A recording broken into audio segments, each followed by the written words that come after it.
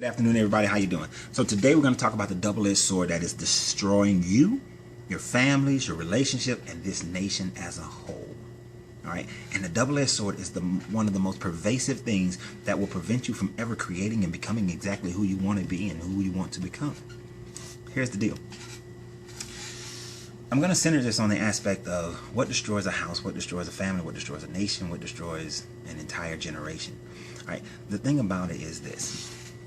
When you have beliefs that gives you a negative result, you take those beliefs then are reinforced by that experience, and then you believe it even more, which continues to give you that result, and then you pass that down to the next generation. Okay. Now you have those who are out to destroy certain groups of people. Yes, this is true. I'm not trying to deny that, but you also have those within every group that's trying to destroy another group of people. And one of the ways to do this is to create ideas and beliefs in people's head that is destructive to them. And here's one of them. Being in America, there's the idea, there's the saying that a black woman, an independent black woman, an educated black woman is too strong for a black male. Now, a lot of people right then just say, that's right. It is. There are, black man can't handle a strong, independent woman. His manhood can't take it. And so when you go out and you have this belief in your system, this belief in your mind, and you emotionalize this belief, you go out and that's exactly what you attract to you. When we're talking about attraction, the law of attraction, that's exactly what you attract to you. So then you continuously experience that same thing. Now, I'm not going to, and then here's the other side of that. You'll have black men who believe that as well. And so when they run across an independent, strong black woman, which I'm not even going to go into the whole independent thing, because who wants to be independent? I want to be in union with someone. But anyway, it's a whole nother subject. When they see that woman, because they have this belief that a strong black man can't handle that type of woman, then something within themselves, whether they admit it or not, says that I'm not strong enough to handle that woman. Or if they do come across her and they start having issues, then subconsciously they start thinking they're not strong enough, or she's too bossy. Because the other side of that is that black man says, well, these women are too bossy, they got a chip on their shoulder, and life is all about them. I'm gonna get to that too.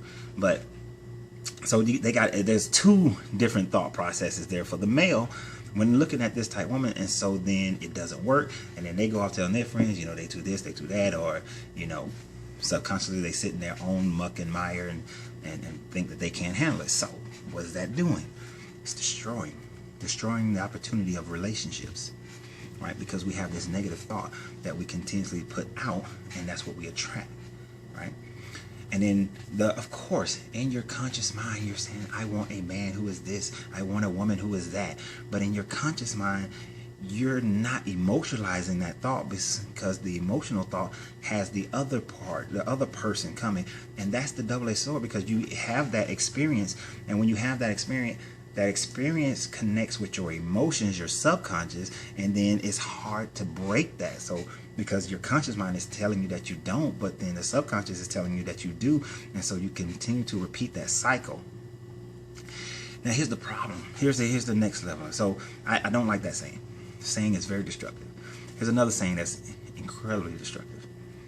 The saying that if you educate a woman, she builds a nation. If you educate a man, he builds a president. That is stupid. Asinine. Go straight. That's not even ignorant. That is just dumb. All right?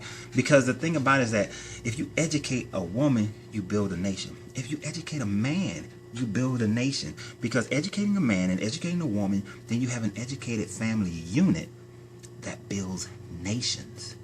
Any civilization that has ever destroyed themselves by one, there's a couple ways, but one, they destroyed the family unit. You can never destroy the family unit and expect the nation to continue to live and survive, and it certainly won't thrive. So the idea that a man is incapable of building a nation, this is something that is definitely told within the African American community in America, that women build nations and men build presidents, which is off, because what it does is it emasculates the male and make the female feel like they must dominate over the male because they are the ones building nations. And then we have all these single parents, and it's just a perversive thing that destroys the family unit. But those who are trying to destroy the minorities are not realizing that they are destroying the nation in itself. Take the human cell. If the human cell, you may be the nucleus or the nucleus. You may be that as the dominating power structure. But if you destroy the mitochondria, if you destroy other aspects of the cell, then the entire cell will die. The entire cell dies. So if you destroy minority groups within a nation, then the entire nation is going to die. The French had their revolutions. The Roman Empire dies. The Ming dynasties, they die. All these different nations, all these different they die when you are not building every unit within the whole cell. All right, within the whole civilization, you must build everyone. Ubuntu. I know I'm saying that right, but you got to build it. This is about everybody. It's not about one person. Right? And so we all must make our conscious efforts to do so. And the last one, I'm going to let you guys go. The last one, and I've said this before, a happy wife means a happy life. No. Plenty of guys, if they were willing to openly admit it, will say that they have created the environment with a happy wife. But the happy wife have then taken them for granted and thinking that they're always going to be there. And they say, well, I got to take care of this. I got to take care of the kids. I got to take care of the house. I got to take care of the church. I got to take care of her job. I got to take care of all these different things. Leaving the husband alone. Right? Now, he may be doing the things to provide for her, but after a while, he's going to stop. And then that unhappy husband eventually will find the girlfriend, mistress, new wife that will make him happy. The way it should be thought is that a happy husband and a happy wife makes a happy life. Both parties deserve to be happy. And the only way the family structure is strong is if both parties are happy. So the idea of just making one person happy and then that overflows naturally to the other person, that's not true. That's not humanity. That's not reality. The reality is that people have a general idea of being selfish unless they consciously think to share, to consciously think to love the other person.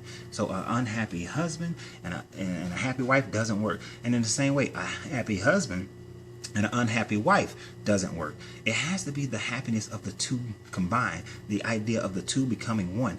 If the two are one, then one can't be happy without the other one. The idea of Ubuntu is if one member of society is in lack, then the entire society is in lack. If one member of society is unhappy, then the entire society is unhappy. If one member is sick, the entire society is sick.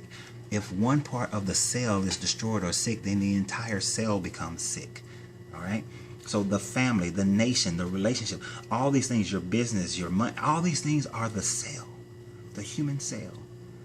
And all of it must be maintained in a healthy environment where all parts get what is needed in order to maintain their healthiness, their happiness, their vitality, their growth.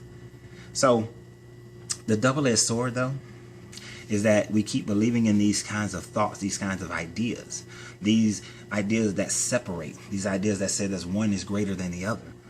But instead, if we understood and accepted that no, all must come into oneness, then in oneness of joy, oneness of prosperity, oneness of, and I'm not advocating socialism or communism.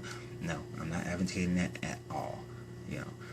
If a person doesn't want to put in the effort or the work, then they don't deserve to receive the accolades or the praise or the results or the benefits. I'm sorry, they just don't.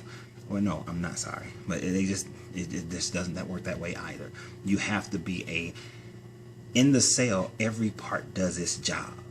You have to do your job. So in the relationship, do your job. In the marriage, do your job. As parents, do your job.